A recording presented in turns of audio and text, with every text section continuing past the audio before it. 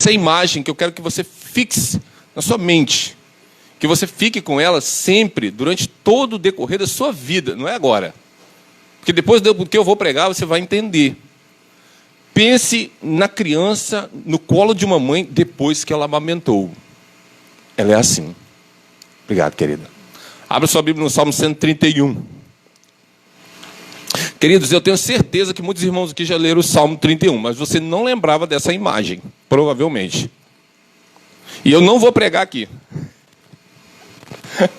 Não vou pregar aqui, é uma pena, mas eu quero que você fixe na sua memória esse registro de uma mãe segurando o seu bebê. Porque é o que o Salmo 31, no verso 2, vai dizer. E depois eu vou dizer por que alguém tem que ser como aquela criança que você viu no colo de uma mãe aqui. Por quê? É isso que eu vou pregar. Por quê? Então, olha o que Davi está dizendo. Eu vou ler o verso 1, mas o foco é no verso 2. No verso 1 ele diz assim: Senhor, não é soberbo o meu coração, nem o meu olhar. Não ando procurando, ou não ando à procura de grandes coisas, nem de coisas maravilhosas demais para mim. Pelo contrário, fiz calar e sossegar a minha alma, como a criança desmamada se aquieta nos braços de sua mãe. Como essa criança é a minha alma para contigo. Agora, a pergunta que você tem que fazer é: como é que alguém consegue viver uma vida de sossego na sua alma dessa maneira? Aí eu vou te levar para o texto onde eu vou pregar, porque é lá que nós precisamos nos concentrar. Para lembrar dessa imagem de uma mãe segurando uma criança, você tem que saber muito a respeito do que Jesus fez. Então vá para Hebreus capítulo 2, e é aqui que nós queremos meditar nesta noite. Hebreus capítulo 2, e eu só vou pregar um trecho do texto, porque não dá para pregar tudo hoje. O texto de Hebreus, queridos, é incrível o contexto dessa carta. Mas o que eu quero que você centre a sua mente é na pergunta que ele vai fazer, deixando uma interrogação para que você pense no seu coração como que anda a sua fé. Ele diz o seguinte, a partir do verso 3: E como escaparemos nós se negligenciarmos tão grande salvação? É isso que eu quero pregar. Tão grande salvação. Eu quero mostrar por que a salvação é tão grande nas Escrituras. E como nós podemos viver, como aquela criança que você viu aqui no colo de sua mãe, de forma tranquila, por causa dessa grande salvação. Então é isso que eu quero meditar nessa noite. Então, primeiro algumas informações importantes a respeito da carta de Hebreus, porque o contexto desses irmãos nós estamos longe de saber. Mas muito longe. Olha só, aparentemente quando a epístola aos Hebreus foi escrita, o templo ainda não existia. E os rituais ainda eram regularmente realizados, como você pode ver de repente em Hebreus 10, versículos de 1 a 11. Aparentemente o autor de Hebreus deixa isso, que mesmo naquela época, no momento em que ele está escrevendo a carta, ainda os sacrifícios estão sendo feitos porque o templo não foi destruído. Então, com base nessa informação, nós temos uma data aproximada antes do ano 70, porque nós sabemos pela história que no ano 70 o templo foi destruído. Então, de quando Jerusalém cai. Então a data mais provável para a composição dessa epístola é antes desse período da destruição. Então ele vai pegar ali do ano 67 para trás, colocando aí de repente até o ano 49. Entre 49 e 67, provavelmente essa carta foi escrita porque algumas coisas já estavam acontecendo como uma perseguição da igreja. Então, provavelmente esses irmãos sofreram, por exemplo, a ter que sair de Jerusalém no ano 49, quando Lucas está escrevendo Atos. Ele registra isso lá para nós em Atos 18, verso 2. Mas também esses irmãos podem ter sofrido parte da perseguição de Nero pelo ano 64. Então, no ano 64, Nero começou a matar cristãos, e esses irmãos podem ter vivenciado isso. Então, é nesse contexto, você vê que não tem nada a ver com o nosso contexto. Ninguém aqui está sendo apedrejado, jogado aos leões, ninguém está sendo... o governo não está tomando nossos bens, ninguém está invadindo nossa casa, violentando nossas esposas, matando os nossos filhos, por causa de Cristo. Não é porque você está devendo, é por causa de Cristo que essas coisas estavam acontecendo. Então você vê, o nosso contexto é totalmente diferente, mas a razão da esperança deve ser a mesma. A tão grande salvação é a mesma coisa para eles e para nós. Porque a verdade de Deus não leva em consideração contexto. Leva em consideração se a verdade é a verdade de Deus que você está falando.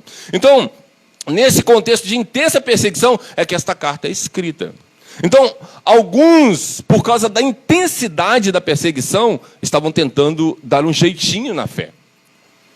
Jesus não é bem Deus, ou então Jesus não é igual anjo, ele não é maior do que os anjos. Por isso que no capítulo 1, o autor de Hebreus vai gastar um tempão ali falando da grandeza de Cristo, da sua superioridade acerca dos anjos. Porque já existia um segmento cristão que adotava a fé em Cristo, mas dizia que Jesus era só igual aos anjos. Ele é um anjo. Ele não é um Deus, ele não é Deus. Ele é um anjo, ele é um anjo mais poderoso, mas ele é anjo. Já existia essa corrente lá naquela época. Então, o autor, no capítulo 1, mostra a superioridade de Cristo sobre os anjos, porque naquela época já havia essa heresia sendo pregada. Por isso, ele começa o segundo capítulo dizendo o seguinte: por essa razão, ou seja, porque Jesus é superior a tudo isso, ele é Deus, por causa disso, o alerta para eles não negligenciarem essa tão grande salvação que agora não foi revelada para os anjos, foi revelado pelo próprio Cristo, através da sua pregação. Então, mas por que? Essa aqui é a pergunta que eu quero meditar nesta noite. Por que é tão grande essa salvação? Em primeiro lugar, porque Deus é grande. Obrigado, querido. A grandeza de Deus está toda a Escritura. E lembre-se, o autor de Hebreus vai usar como referência o Velho Testamento. Então, eu vou citar os textos, irmão, porque eu trouxe mais de 150 textos, então não vai dar para vocês abrir. Mas eu vou citando e, na medida do possível, eu vou falando. Olha só Isaías 40, de 12 a 15, diz assim: quem mediu na concha da sua mão as águas? É um Deus grande. Eles deviam pensar nisso. Quem é que mede a água? Você já viu quanta água tem nesse planeta? Pois é, ele bota tudinho na concha da mão dele e ele que fez isso. Ele tomou a medida do céu a palmos. Você viu o tamanho do universo? Tem um negócio aí que mostra o tamanho até onde o homem conseguiu medir, que é um negócio assustador. Deus mede isso com palmos. E é óbvio que o cara está usando o que nós chamamos na teologia de antropomorfismo. O que é antropomorfismo? Antropo de homem, morfismo de forma. Ele está usando uma linguagem humana para você entender o que ele está querendo dizer. Se ele não pode usar uma linguagem de cavalo, não vai funcionar. Porque você não entender, você não fala cavalês.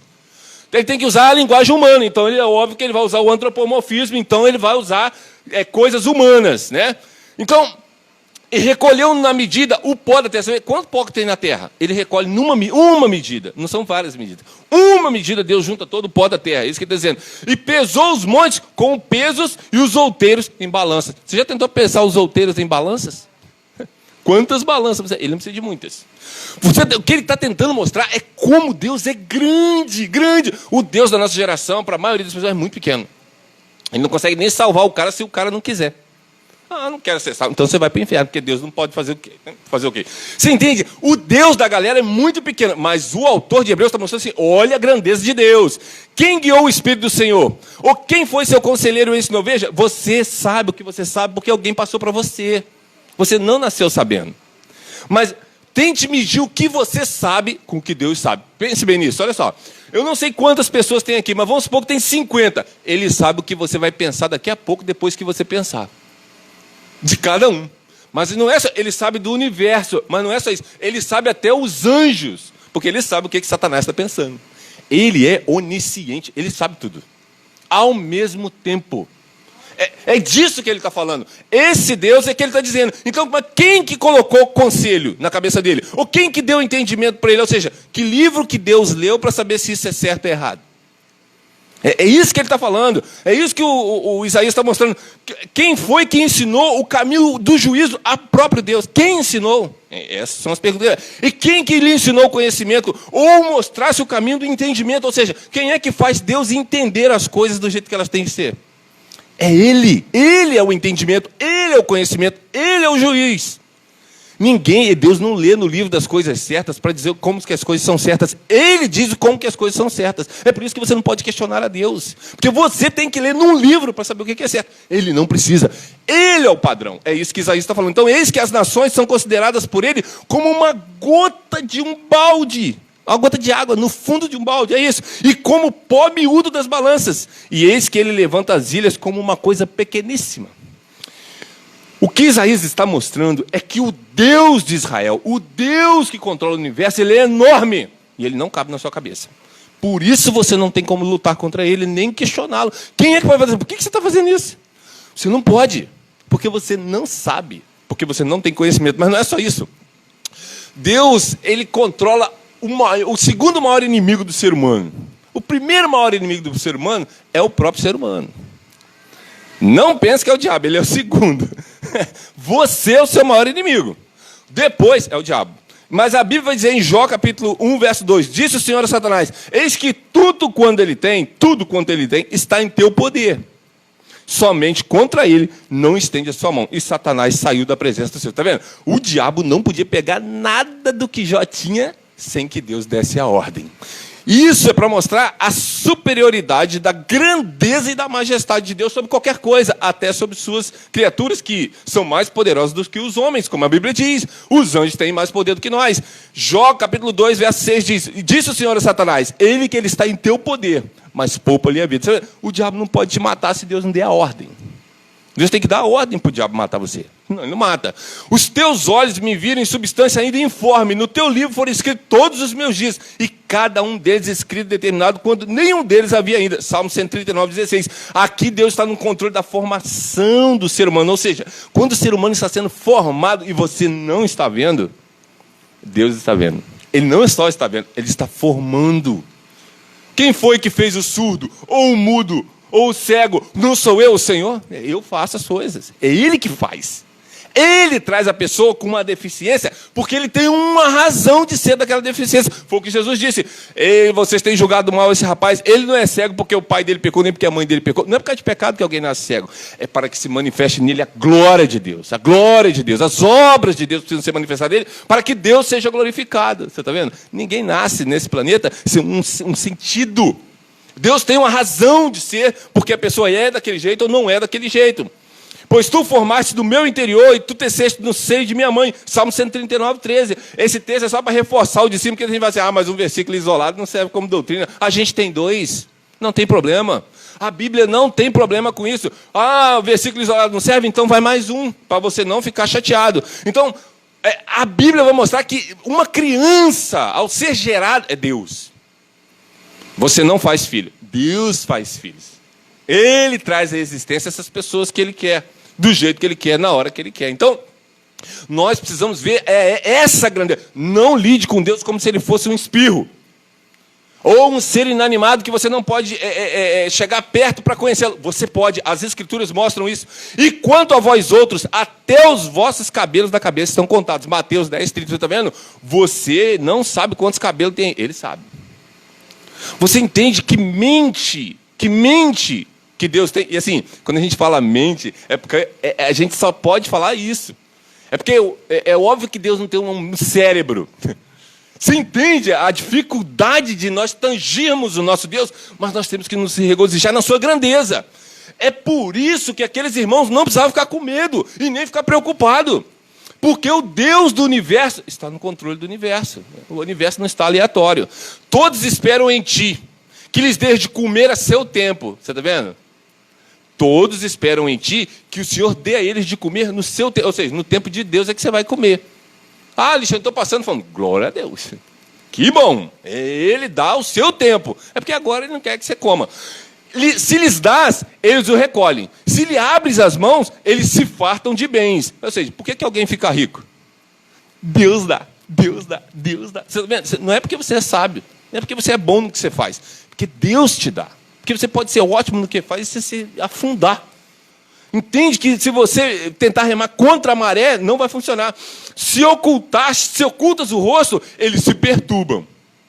Se lhes corta a respiração, morre e volta ao pó. Salmo 104, de 27 a 29. Deus dá a comida e Deus dá a vida. Você não pode viver se Deus não te der. Você entende isso? É por isso que aqueles irmãos de Hebreus não precisavam temer nada. Ainda que deve ser apavorante quando um soldado vem com uma espada dizendo que vai te matar. Não acho que seja nada agradável. Mas Deus é maior do que aquele homem que está com a espada, porque ele não vai poder te matar se Deus não der a ordem. Era isso que aqueles irmãos de Hebreus estavam sendo cobrados, porque o Salvador falou essas coisas.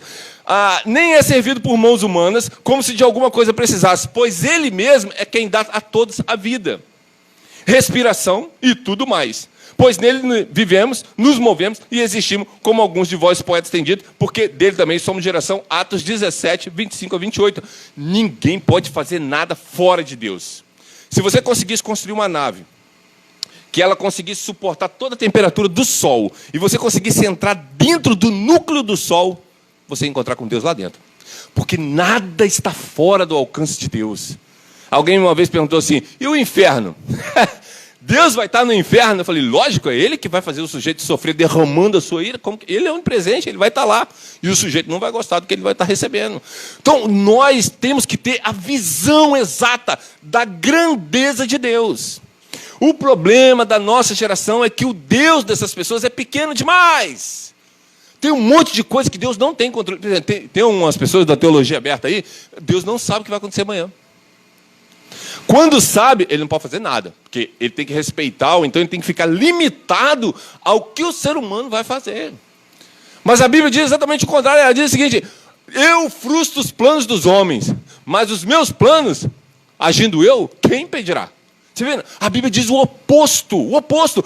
Você entende que se você não estiver assim, totalmente dominado pelo conhecimento das Escrituras, te apresentando um Deus grande, na hora da aflição você vai achar que Deus é pequeno. Por que os apóstolos, por que todas aquelas pessoas que eram abertas a cabeça delas, jogado chumbo quente na cabeça delas, por que elas suportaram tudo aquilo? Porque elas viram essa grandeza no Pai primeiro. O Pai foi anunciado através da obra do seu Filho, e eles viram tudo que Deus fez. Quem poderá falar e fazer acontecer se o Senhor não tiver decretado? É o que diz o texto. Não é da boca do Altíssimo que vem tanto a desgraça como as bênçãos. Lamentações 3, 37 e 38. Muita gente nem sabe que esse texto existe. Eu vou repetir. Quem poderá falar e fazer acontecer? Ou seja, eu digo o seguinte, hoje eu não vou no culto, não. Vou comer lá no Henrique, enquanto ele estiver no culto, que é seu, eu dou o cano. Você vê, eu não consigo ir lá dar o cano no Henrique se Deus falar assim, pode ir. Ele tem que dar ordem. Ele tem que dar autorização, porque uma molécula no universo, ou o próprio sangue que corre nas suas veias agora, não pode se movimentar se ele não der a ordem. Esse é o Deus das Escrituras. Não é um Deus que, será que eu faço? Nossa, mas... Não é assim. Esse não é o Deus das Escrituras. O Deus das Escrituras está controlando o seu batimento cardíaco. E você vai infartar aqui hoje, se ele tiver plano e propósito no seu infarto. É isso que ele está falando. Alguém pode falar que vai fazer uma coisa e fazer aquela coisa se Deus não tiver dado a ordem. Se ele não disser assim, pode acontecer. Ele tem o controle. Ele está o tempo inteiro nesse controle. Então, Lamentações 3,37 vai mostrar que as bênçãos e as desgraças, elas vêm sobre nós, porque Deus tem que autorizar que aquela desgraça venha. Agora, deixa eu te perguntar uma coisa. Você pode imaginar que tudo que acontece na sua vida é aleatório. Não é aleatório. Essa semana eu estava conversando com a minha patroa, ela comeu um bombom.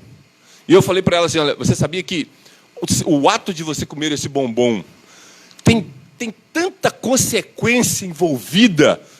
Por exemplo, se ela não come, e se ninguém come bombom, o que vai acontecer com a fábrica de bombom? Provavelmente, ela vai quebrar. Se a fábrica de bombom quebra, o que acontece com os funcionários? Eles são demitidos. Se todos eles são demitidos e eles não conseguem trabalhar, o que eles vão passar? Você está vendo a onda? E isso vai, e vai, e vai, e vai. E você não tem controle. Mas Deus está totalmente no controle. Deixa eu dizer uma coisa para você que talvez você não saiba. O maior mamífero da Terra é a baleia azul. Ela tem aproximadamente assim, em torno de uns 30 metros para mais. Ela é enorme. É engraçado que ela não come coisa grande. O que ela se alimenta é um bichinho chamado gril. Quem já assistiu Nemo sabe, né? O gril, onde tem gril, a baleia azul está atrás. Mas ela tem que comer 8 toneladas por dia de gril para manter as calorias do seu corpo. Quem alimenta esse troço, queridos? E quantas baleias azuis tem nesse planeta? Quantas toneladas de gril são necessárias? E esse bicho deve se multiplicar com muita facilidade, porque para alimentar tanta baleia. Você entende que você está vendo um Deus, às vezes, pequeno demais, e não consegue ver que Ele sustenta as baleias azuis que não vão viver com Ele por toda a eternidade. Agora, que me dirá de eu e você? Você entende que a grandeza dele anda com você, se você é uma pessoa regenerada. Se o seu coração está vibrante pela obra de Cristo. É por isso que é uma tão grande salvação, porque o Deus da salvação é grande. Porque o que Ele faz é assustador. Então, a Bíblia vai mostrar o tempo inteiro, que Deus tem um plano. Desde o início, que Ele não tem plano B, como o Eric já, uma vez em suas mensagens, já falou aqui, e outros irmãos, os pastores já falaram isso várias vezes. Deus não tem plano B, o plano de Deus sempre foi o plano A. E o plano A sempre envolvia a cruz de Cristo. As pessoas têm uma dificuldade enorme com o mal, né? Mas pense, vamos pensar o seguinte, não existe mal. Não existe o mal, ok. Satanás não peca no céu. Não tem pecado no céu. Nenhum anjo cai. Bom, se nenhum anjo cai, quem que vai tentar Adão e Eva no jardim? Ninguém. Não tem anjo caído. Agora, se ninguém chega para futucar lá com a Eva, pode ser que algum dia ela olhasse para aquela fruta e comer? Pode até ser, mas não era mais difícil. Uma vez que não tinha ninguém para atazanar a vida dela, ela estava no vidão, ela curtindo Adão curtindo ela, comendo, bebendo. Tranquilo, não tem pecado. Bom, não tem pecado, o que nós estaremos fazendo aqui até agora? Todo mundo pelado, igual Adão e Eva estavam, e estava vivendo todo mundo muito bem, tranquilo. Mas não tem cruz. E se não tem cruz, não tem glória. Como você vai glorificar o Salvador na cruz se não tem cruz? Você entende? Deus sempre teve um plano. Por isso a Bíblia vai dizer lá em Salmos 36, vai falar do plano de Deus. Atos 2, 23 vai falar do plano de Deus. Efésios 1, 11 vai falar do conselho de Deus. A vontade decretiva de Deus está em Isaías 46, 10. Efésios 1, 5. Todos esses textos, se você olhar, você vai encontrar que Deus está no controle, fazendo sua vontade o tempo inteiro. Lá em Daniel 4,35, esse texto eu botei aqui, ó. E todos os moradores da terra são imputados em nada. Você vê? Olha quantos bilhões de pessoas tem. Então, para Deus é zero à esquerda, é nada. E segundo a sua vontade, tá vendo? Segundo a sua vontade, ou seja, a vontade de Deus, Ele opera com o exército do céu. Ou seja, os anjos estão trabalhando. E se alguém pensa que um dia vai precisar ficar à toa, está lascado. Vai trabalhar. Porque Deus bota todo mundo para trabalhar. Os exércitos estão trabalhando. E os moradores da terra, Ele usa do mesmo jeito, segundo a sua vontade. Não há quem possa estorvar a sua mão, ou seja, não há quem possa mudar a sua mão de direção. Ele faz o que Ele quer. E lhe diz, o que você está fazendo? Ninguém pode dizer o seguinte, eu não acho certo que naquele texto ter a mulher da menstruada não pode ter relação. Eu acho errado. Acho que aquela lei estava errada. Você não pode falar um troço desse. Foi o que o Eric falou de manhã. Como é que você vai questionar a Deus? Se Ele botou lá, Ele tem uma razão de estar lá. E Ele sabe o que é certo. E como é que você vai discutir com um Deus desse? Você não tem... Eu lembro que o Eric falou assim, que ninguém pode argumentar com Cristo. É por isso, porque Ele é grande. Deus é grande. Então como é que você vai argumentar com um Deus desse? Como é que você vai chegar para o Senhor? Isso que o Senhor está fazendo não concorda na minha vida. Quem perguntou a sua opinião? É isso que Deus vai dizer. Quem é você? É o que Paulo diz. Quem é que vai se levantar contra Deus? Quem és tu, homem, para replicares com Deus? Como é que você vai discutir com esse Deus? Mas se o seu Deus for só um espirro, uma dor de cabeça, ou então muita gente pensa em Deus um velho, barbudo, quase Papai Noel, sentado, com um cajado na mão, coçando a cabeça, desesperado, querendo salvar a gente, mas não consegue. Deus queria salvar aquele lá. Ele ainda fala isso, né? Deus falando, meu Deus, você pensa nisso. Ele tem que arrumar uma outra criatura maior do que ele para poder falar isso. Meu Deus, como é que eu vou salvar? Porque é trindade, né? De repente um ele pensa que é maior do que o outro, sei lá. Eles arrumam essa bagunça na cabeça de um Deus que está tudo resolvido. Uma vez um jovem no seminário falou, eu não sei como esse mundo vai acabar. Eu falei, só lê o Apocalipse, já está tudo lá. Deus já deu para nós. Lê o Apocalipse e seu coração vai se regozijar. Porque Cristo se regozija quando vê o Apocalipse. Foi Ele que nos revelou para que nós pudéssemos nos gloriar nele. O Apocalipse é a revelação dele e do que ele fez. Então, queridos, a gente podia ficar aqui a noite inteira citando texto, para mostrar a grandeza de Deus, do quanto Deus sabe das coisas. Será que você não pode descansar o seu coração diante da aflição num Deus grande assim? Se você não pode, querida, é porque você não o conhece e você não convive com Ele. Mas quem levanta de manhã, todo dia, lembrando disso, de que você tem que viver o seu dia como aquela criança no colo de uma mãe, sossegado, porque a sua alma está tranquila. Você pode ter uma semana maravilhosa, um ano maravilhoso. Tem gente que fala assim, 2020 foi uma desgraça. Para mim tem sido uma maravilha. Porque eu tenho visto mais de Deus punindo o pecado, punindo os ímpios, levando gente que não presta. Tem gente que tem problema com a morte. A morte é uma dádiva. Por quê? Você pensa se Nero tivesse aqui ainda hoje. Você pensa se Hitler tivesse aqui ainda hoje. Agora você pensa se o Alexandre dura muito tempo. Você entende que não há diferença entre Nero, entre Hitler e entre Alexandre. Não há diferença. Eu só não faço besteira porque é Deus que me controla. Senão você faz, porque você é mau. Estava assistindo um filme agora, de tarde com a pena lá, A Soma de Todos os Medos. Um cara jogou a bomba nos Estados Unidos. O que os Estados Unidos queriam fazer? Adivinha? Vamos jogar bomba lá também. Você está vendo? É a mesma coisa. A mesma coisa. Como que ele vai resolver o problema? Fazendo a mesma atitude que o outro. É assim que nós fazemos. Nós somos perniciosos. Nós somos terríveis. Então a palavra de Deus mostra esse Deus grande. Então por isso que o autor de Hebreus está dizendo, e o autor de Hebreus, ele tem um conhecimento do Velho Testamento monstruoso. Só que ele usa a versão Septuaginta, então provavelmente ele mesmo não era um judeu, porque Paulo sempre cita o Velho Testamento no hebraico. Então por isso que até as pessoas descartam a possibilidade de Paulo ter escrito, mas o autor de Hebreus tem um conhecimento da Septuaginta monstruosa, e ele vai citando o Velho Testamento em toda a sua carta. Para quê? Para mostrar a grandeza dessa salvação. Em segundo lugar, queridos, porque a obra do Filho é grande. A primeira coisa, ela é grande porque o Pai é grande. Mas em segundo lugar, é porque a obra do Filho é grande. E hoje de manhã, nós tivemos aquela dádiva de estudar sobre a expiação. E esse seria o meu primeiro ponto aqui. Efésios 1, de 4 a 5, você vai encontrar a ideia da expiação lá. Por quê? Vamos lá para o texto. Esse a gente pode abrir. Efésios 1, versículos 4 e 5, que diz assim: assim como nos escolheu nele antes da fundação do mundo, para sermos santos e irrepreensíveis perante ele em amor, nos predestinou para ele, para a adoção de filho por meio de Jesus Cristo, segundo o beneplácito da sua vontade. Você está vendo? É segundo Jesus Cristo, segundo sua morte. É por isso que nós temos a expiação, porque Cristo tem que morrer. E em sua morte, ele paga o preço que o Pai exigia.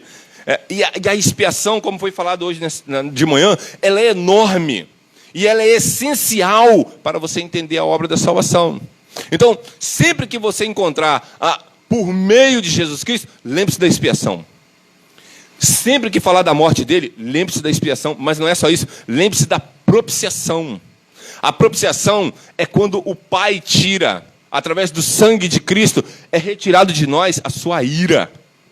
Há uma expressão na Bíblia que vai dizer assim, que haverá, e nós seremos salvos da ira. Ou seja, nós somos pessoas salvas pelo sangue de Cristo, mas há uma salvação no futuro que também nós estamos salvos, que é o chamado o grande dia da ira do Senhor. Em 1 João 2,2, a Bíblia vai dizer o seguinte, 1 João 2,2 diz assim: e ele é a propiciação pelos nossos pecados, e não somente pelos nossos próprios, mas ainda pelos pecados do mundo inteiro. E é óbvio que a expressão mundo aqui está se referindo à igreja e não a cada ser humano de forma individual, como é o erro constante em passagens como essa, em que as pessoas sabem que nem todo mundo a propiciação foi feita, mas eles aplicam de forma errada. Mas o que eu quero que você foque é o quanto foi necessário o Filho levar sobre si a ira para que nós fossemos salvos da ira. Essa é a proporção do que Deus vai derramar na pessoa que está fora de Cristo no dia do juízo. O inferno será o quê? O derramar da ira por completo. E, queridos, qual é a maior força que você conhece na natureza ou no universo? A ciência vai dizer que provavelmente a maior força é a explosão de uma supernova. E a explosão de uma supernova, eu nunca vi, não sei como é, mas dizem que é a maior energia que pode ser vista. Agora você pense na ira de um Deus que não vai segurar, entende? Você não tem nem como medir isso. Mas é isso que ele vai fazer. Ele vai explodir para cima de uma pessoa como uma bomba atômica, só que agora sem graça comum, sem misericórdia comum, sem o amor comum de Deus, sem tudo comum que você vê hoje. Então, isso vai ser tirado. É só ira, que foi o que Cristo recebe na cruz do Calvário. Isso é a propiciação. Então, tente Tente mensurar isso no seu coração durante o dia, para você... Por que as pessoas falam assim, Alexandre? Eu vi até o pastor Josimar falando isso, que uma pessoa falou para ele, falou assim, olha, eu enfrento muita luta, mas eu não consigo ser como o apóstolo Paulo. Eu não consigo enfrentar as lutas e as batalhas das dificuldades da vida como o apóstolo Paulo enfrentava. O que essa pessoa está querendo? Ela está querendo uma fórmula secreta que ela tome. Não tem aquele negócio do Popeye? Ele comia espinafre. Tem uns outros, o Lanterna Verde tem que encostar o anelzinho na lanterninha verde lá para pegar poder. As pessoas querem isso. Não é assim que funciona. O poder que vem é do evangelho em você. Você tá vendo? Não é que você vai tomar alguma coisa. Não, ele vai tomar você. Agora, como é que ele toma você? Quando você sabe essas coisas. E se você sabe o que a propiciação fez, se você sabe o que a expiação fez, se você sabe o que a redenção fez, que é comprar você do mercado de escravos, se você sabe o que a justificação fez, se você sabe o que a eleição fez, queridos, a doutrina mais odiada da nossa geração é a doutrina da eleição. Porque eles dizem que na doutrina da eleição, Deus tem os seus prediletos. Essa pessoa nunca estudou essa doutrina e nem nunca leu a Bíblia. Não com os olhos da fé. Porque quem sabe o que a doutrina diz, sabe que você é um miserável. Porque ele falou assim, eu peguei as coisas que não são para confundir as que são. Como é que Deus pode ser, vou pegar o Alexandre porque ele é bonitinho? Não. Ele pegou os piores. Quer dizer, pense nisso. Você vai adotar crianças e você chega lá, tem aquele assim, 30 crianças perfeitas. Mas tem 60 crianças com lepra, com perna faltando, com braço faltando, outra com zóio virado, um no norte e um no sul. Quem que você vai pegar? A cegueta? A do zóio trocado? A que tem duas pernas ou a que tem uma só? Tu vai querer ter dor de cabeça com alguém de muleta? Você entende? Você vai escolher quem, querido? Você vai pegar a mais bonitinha. Você vai pegar a do zoinho azul. Pois Deus pegou do zóio trocado. Um para a direita, outro para a esquerda. Você entende isso? Ele pegou o que tinha de pior. Eu e você, se é que nós somos regenerados. Você entende que a mente maravilhosa de Deus, ela deve ser exaltada nessas doutrinas por causa do que Ele fez. A obra de Cristo é algo avassalador quando você sabe o que Ele fez.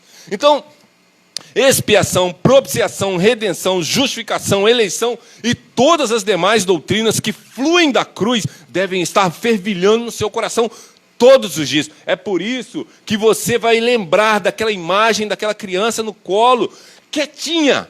Por quê? Por causa da grandeza do Pai, por causa da grandeza da obra do Filho. Mas não é só isso, porque a nossa ofensa é grande. Pense numa situação seguinte. Eu disse para vocês que eu estava assistindo um filme agora de tarde, que é a soma de todos os medos. Eu falei que o cara jogou uma bomba atômica lá nos Estados Unidos, bum, explodiu aquele troço, queria matar o presidente. Beleza. Mas se você pegar um barquinho aqui, um avião, qualquer coisa, e for lá nos Estados Unidos tentar chegar perto do Biden, agora é o novo presidente dos Estados Unidos, se você tentar matar ele, o que você acha que vai acontecer se aquele pessoal da federal deles lá botar a mão em você? Você vê, eu não estou nem falando do Bolsonaro. Vamos pegar mais pesado. Vamos pegar o Biden. Cara, se eles botar a mão em você, você está lascado. Porque eles vão arrebentar você. E eles vão querer saber se você tem a ver com a Al-Qaeda, se você é muçulmano, se você quer explodir meio mundo. Eles vão querer saber de tudo da sua vida. E eles vão te arrebentar, porque eu já vi filme, eles torturam mesmo. Não pensa que é igual, diferente Tropa de Elite, não, que é a mesma coisa. Pachada, arrancando o dente lá e recitando a Bíblia naquela hora. Não! O cara vai partir para cima de você e ele vai te arrebentar. Agora, se é assim com o presidente dos Estados Unidos e o cara tem que ser tratado com rigor, pense no que não será diante do Deus Altíssimo. O santo, santo, santo, que é o Senhor dos Exércitos, e toda a terra está cheia da sua glória. Pense nisso. É esse Deus que você vai ter que enfrentar. Porque você ofende ele todo dia. Eu tenho uma pessoa que trabalha comigo que ela fala assim que ela não peca. Eu já deixei umas pedrinhas para ela lá. Né? Porque quem não tiver pecado, atira a primeira pedra. Já botei umas pedrinhas. Senta o pau. Porque você é única nesse planeta. É você e Jesus. E olha que ele nem jogou pedra, mas ela falou, eu jogo, porque ela é fera, tá com a galera. Você pensa nisso, essa pessoa não entendeu nada. Não tem noção do que é pecado. Então, se o presidente dos Estados Unidos, ao ser ofendido dessa forma, porque você tentou matar o cara, eles vão arrebentar com você. Agora você imagine o Deus Altíssimo. Queridos, existe um princípio da lei, e aí o nosso advogado lá pode nos ajudar, que quanto maior o grau da pessoa que é ofendida, por exemplo, se eu chutar um cachorro na rua, tem uma medida de pena. Mas e se eu bater na cara do juiz no meio de uma audiência? Vocês acham que eles vão me dar a mesma punição de um chute que eu dei num cachorro? O Douglas está aí, ele sabe. Provavelmente não é isso que acontecerá. A punição será maior. Por quê? Por causa do grau da pessoa que foi ofendida. Agora, olha o grau de Deus. É isso que o pecado é. É uma ofensa contra Deus. Por que as pessoas falam assim... Você pode mentir ali que não tem nada a ver. Porque a mentira faz mal para quem? Assim, humanamente falando. É só entre as pessoas. E às vezes é o que a galera falava assim, tem uma mentira branca. Eu nunca vi esse troço. Mentira é coisa do diabo. E o diabo não sei que cor que ele tem. Mas enfim, a galera fala que o que é mentira branca? É aquela mentira que você conta, mas ninguém se machuca. Entende? Eu vou, tipo assim... Fala que eu não estou aí. Ó, mamãe não está não. Pronto, o vendedor foi embora, só a mãe ficou numa boa e não deu problema para ninguém. Essa mentira é chamada mentira branca. Está tudo certo, mas Deus foi ofendido. Mas por que as pessoas não ligam? Porque ninguém está aí para Deus. Eu quero que Deus morra para lá. Eu quero saber o seguinte, eu resolvi o meu problema? Resolvi, que o cobrador foi embora. Glória a Deus. Você entende? O cara é doido. É doido. Ele é filho do diabo, mentindo descaradamente e não quer que nada de mal lhe aconteça. Ele está lascado. Ele vai se encontrar com o Deus do universo. E o Deus do universo, o José Marco fala isso, né? Que Deus é como se ele tivesse um negócio assim, ó, que grava tudo que você fala. Eu acho que o Patrick falando lá está errado. Grava. Eu acho que o Eric faz está errado. Grava. No dia do juízo, vamos ligar o seu gravador. Você disse que quando o Patrick falou aquilo era errado. Aquilo que você disse. Você disse que o Eric entendeu aquilo que você falou. Tudo que você falou que era errado no outro, você tinha e não percebia, porque você não tinha o Espírito Santo para te iluminar, para você ver a podridão do seu coração. Então, a grandeza do nosso pecado faz isso conosco. Por isso que era necessária uma tão grande salvação, porque a ofensa é grande e o ofendido é enorme. Então, a única forma de recebermos o perdão de Deus era que Deus se tornasse homem, morresse no nosso lugar, vivesse aqui 33 anos da sua vida, aproximadamente, até morrer de forma injusta. Ele não morreu de forma justa, mataram ele de forma injusta. Por quê? Porque a Bíblia vai dizer em Isaías 53:12 o seguinte: por este motivo ele daria uma porção generosa entre os grandes, e ele dividirá os despojos entre as multidões, porquanto ele derramou a sua própria vida até a morte. Ele derramou a sua própria vida até a morte, e foi contado entre os criminosos. Jesus não foi crucificado como um herói. Mataram ele como se ele fosse um bandido. É isso. Você entende o tamanho da nossa ofensa? A que ponto Deus teve que chegar? Alguém já virou para uma pessoa e falou assim, olha, eu queria que o seu Deus viesse aqui. O rapaz falou, ele já veio e mataram. E é isso que o ser humano quer. Se ele pudesse pegar, ele matava Deus. Porque o que o ser humano quer? Ele quer viver no bem bom, sem ter dor de cabeça. E quem é o maior problema para o ser humano pecador? É Deus, queridos. É por isso que a Bíblia diz que nós pervertemos a justiça de Deus com as nossas injustiças. Nós somos terríveis. Então, para encerrar, o meu último ponto é por que essa salvação é tão grande? Porque Deus, o Pai, é grande. Porque a obra de Cristo é grande. Porque a nossa ofensa é grande. E por último, porque Cristo é grande. E aqui eu poderia gastar a eternidade. Mas eu vou te dar 50 nomes.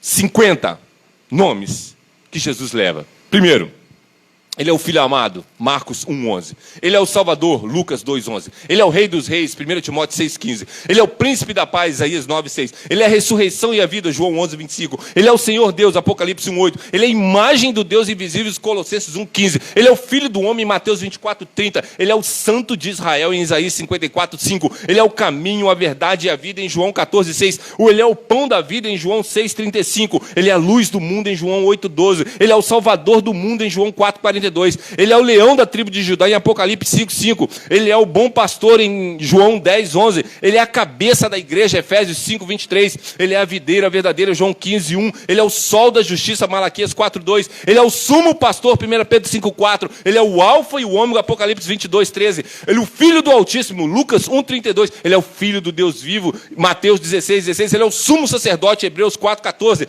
Ele é o rei das nações, Apocalipse 15:3. Ele é a porta, João 10:7. Ele é o Cordeiro de Deus, João 1:29. Ele é o Nazareno, Marcos 16:6. Ele é o justo juiz, 2 Timóteo 4:8. Ele é o rei da glória, Salmo 24:9. Ele é o autor da salvação, Hebreus 2:10. Ele é um advogado junto do Pai, ele é em 1 João 2:1. Ele é o nosso Salvador, Tito 1:4. Ele é aquele que havia de vir, Romanos 5:14. Ele é o carpinteiro, 6:3. E Marcos 6:3 diz isso. Jesus de Nazaré, Atos 10:38.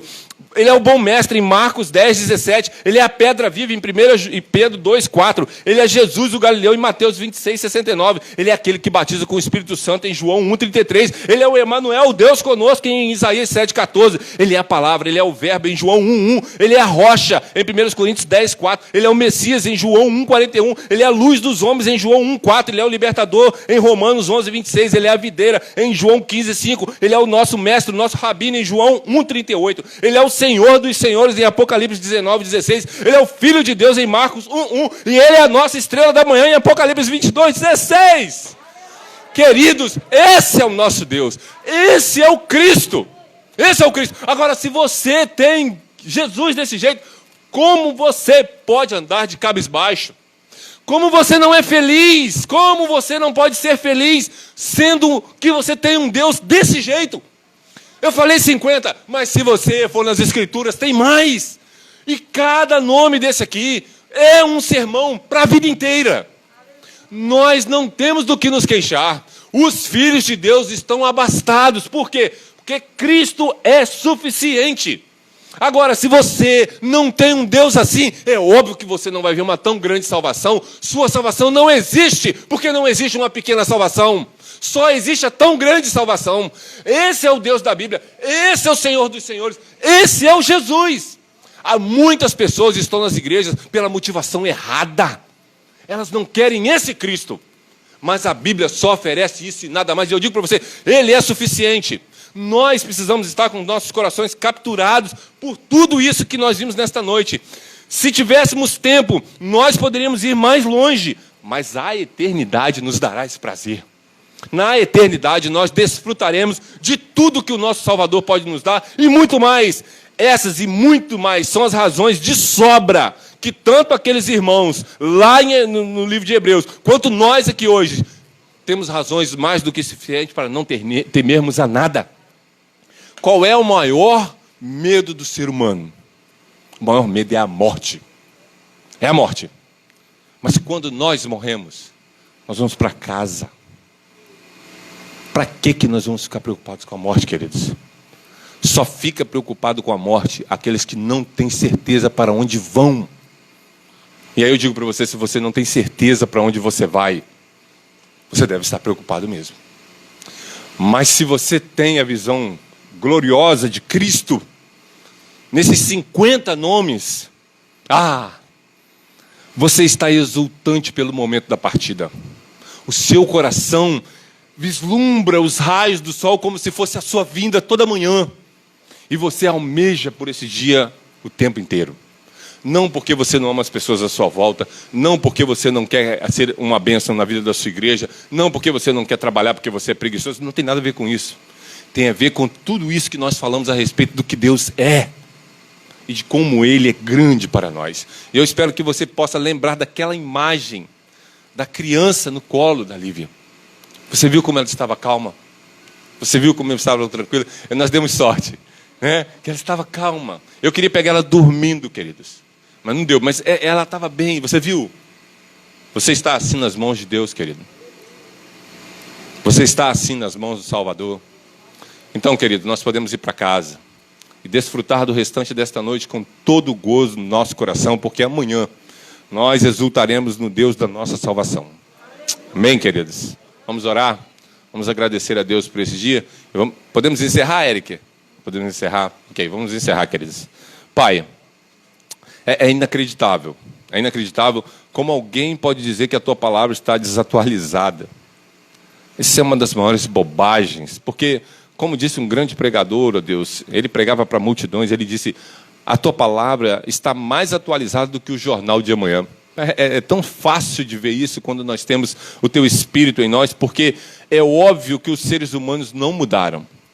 O mesmo que aconteceu com Caim, Abel e Adão, está acontecendo nos nossos dias de hoje, com proporções e ações diferentes, mas os pecadores são os mesmos. É por isso que a tua palavra nunca está desatualizada. Tua palavra sempre é e será permanentemente a verdade dos nossos corações. Nós podemos descansar em Ti, ó Deus, por causa da grandeza do Senhor, por causa da grandeza do Teu Filho. E olha que nós não tivemos nem tempo de falar da grandeza do Teu Espírito, que nos faz ser como nós somos, porque nós não temos capacidade de pregar, de ensinar, de vir ao culto da maneira como nós estamos vindo, se o Teu Espírito não agir em nós. Ele é enorme e eu não pude exaltá-lo nesta noite devido à questão do nosso tempo, Pai. Mas eu espero que o que foi dito seja no poder do Teu Espírito para a salvação de vidas, porque nós não sabemos quem mais ouvirá essa mensagem, uma vez que ela está postada, ou será postada depois, nos meios de comunicações da nossa geração. Mas nós louvamos o Teu nome, porque uma certeza nós temos: os Teus filhos nunca se perderão, porque o Senhor é fiel para nos sustentar até a volta do nosso Salvador. É a nossa oração, em nome do Senhor Jesus. Amém. Que o amor de Deus, a graça do nosso Senhor Jesus Cristo e as doces consolações do Espírito possam estar com todos nesta noite e por todos sempre. Amém, queridos. Amém. Deus abençoe, meus amados. Tenham uma boa semana na presença do Senhor.